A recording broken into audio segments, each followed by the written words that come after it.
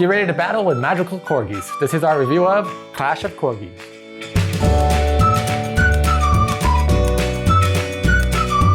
Clash of Corgis is a trick-taking game where players try to get rid of all of their cards, and it reminded me a lot of 13, which I played a lot growing up. It's a fun small box game, however it does have a learning curve with all the corgi abilities. We'll tell you all about it after this quick how to play.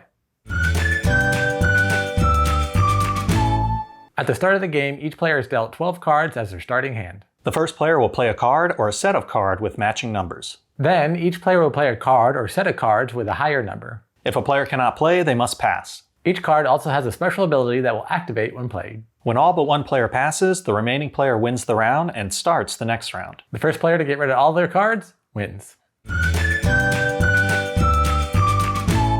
We were sent a copy of the game so that we could do this review video. If you'd like to find out more information or buy a copy of the game, check out our links in the description below. So I really enjoyed this game, however it does have a learning curve because each corgi has its own ability. So if you play a 2, it has a special ability. If you play a 3, it has a special ability. And every time that you're playing a card, it's always, what's the special ability? Everyone's looking to see what happens now. This is going to happen, things are going to change up. So it does slow down the first couple games a little bit. However, once you start learning all the abilities and kind of get ingrained in your head and everyone can play quickly, it's a really fun, quick, enjoyable game. The artwork is what really caught my eye, not because I'm a huge corgi fan or a huge dog fan or anything like that. It's just, you have these corgis and they're like fantasy anthropomorphic. So they're like a wizard or a warrior and they have swords and stuff. So I don't know, I just like that art style. So it just looked fun. So I like the concept of the game of where you have to play a card and then the next player has to play a higher card unless they have an ability. Sometimes it may be a lower card if it's a 4, but they have to play a higher card. And if they don't have that card, they have to pass and you keep playing the round until everyone passes. And then if you're the last player in the round, then you win and then you start the next round. You don't gain cards or anything like that. You just get to start the next round, which means you get to choose the starting cards.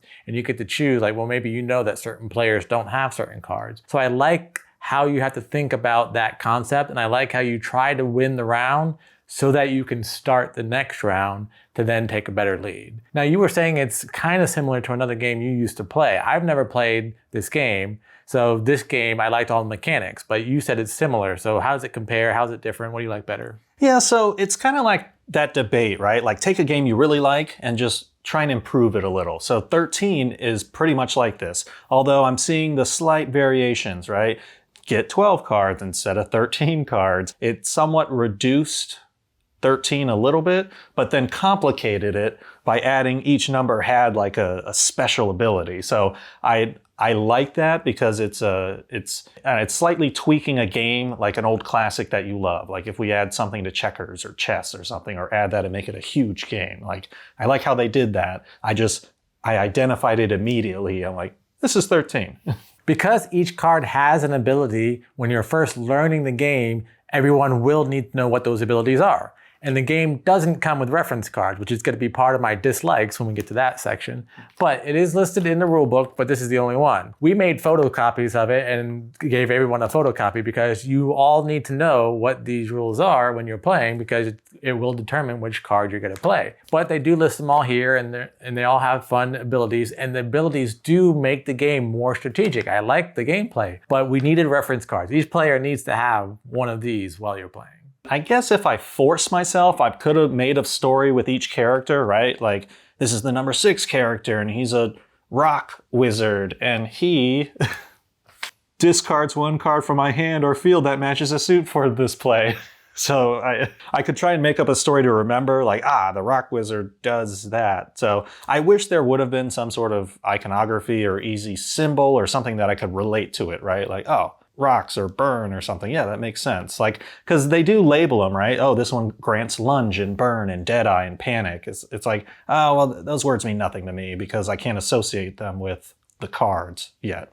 Another thing about the cards is not only are they numbered, but they also have suits as well. So you have yellow, red, purple, blue, and green. And the blue is kind of like a turquoise. So these are okay to tell the difference. And then these two are a little bit harder. So even though we're in studio lighting here, it's still hard to tell that yes, these are 2 different colors. One is turquoise, one is green. And they do have symbols on them. One's more square, one's more round. However, they're so small, it's hard to see if you're sitting far away on the table. And probably the red and the green are probably going to end up looking the same for red-green color blindness as well too, because the red and the green are the red and the green that are going to be hard to tell. The suits that you're talking about with the paws, it remind me of like martial arts when it's like tiger paw or like crane or snake. It's like, you got to be able to recognize like, oh yeah, I've got the tiger paw and this one's I don't know, this claw. I don't know. It's just, that's what it reminded me of when I'm like, oh, you got to look real close. Okay, spiky fingers versus square palm and round palm. So obviously there's colors, but if you're strictly going by the design of the paws, so not only are the green and blue hard to tell, but one's just more rounded and one's more square. Really the easiest one to tell is the red because it's the only one that has like the diamond shape. And then this one, I guess, has the square. But all of three of these are rounded at the bottom, and you really do have to look at the difference on the shape of the fingers. So I don't know, it's just a weird decision for me. So I really like the nostalgia, how they chose a game that I played before and then just kind of tweaked it a little bit. So I was like, oh, let's see how they got creative with this one.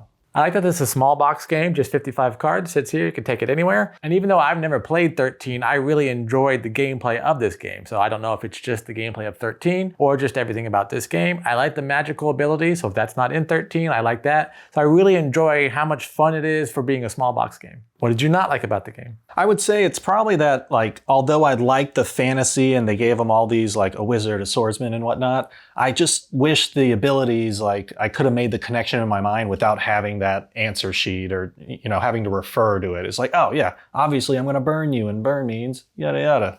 But it didn't have that, so I just had to keep going and reading every time. Like I went over earlier, some of the production decisions of the game were kind of iffy with me. Why didn't we have reference cards with here? Or why didn't you just put what the things do on the cards? Why didn't you just make the artwork a little smaller? Why didn't you make the colors different? Why did you choose turquoise and green? I just felt like some of the decisions for the ease of gameplay, it's a fun game. I really enjoyed it. However, they made the first time that you play it as difficult as possible. Even though it's not that difficult to play, you just need to know what the abilities are. So if all those things added up and it was a lot easier to play the very first time, a lot more people would enjoy it. You wouldn't have to play it numerous times to enjoy it like I did. Overall, the fantasy world Corgi artwork caught my eye in the beginning, and I really like the nostalgia of, oh, this reminds me of that game. Thinking about the creativity to try and get into the minds of the creator, I had a lot of fun thinking like, oh, okay, they took this, but then they added this to make this good. I had fun playing, it's that one that we have to keep playing it more and more in order for us to like really get it and not have to refer to it. That kind of takes points off. So overall, I'll probably give it a 5.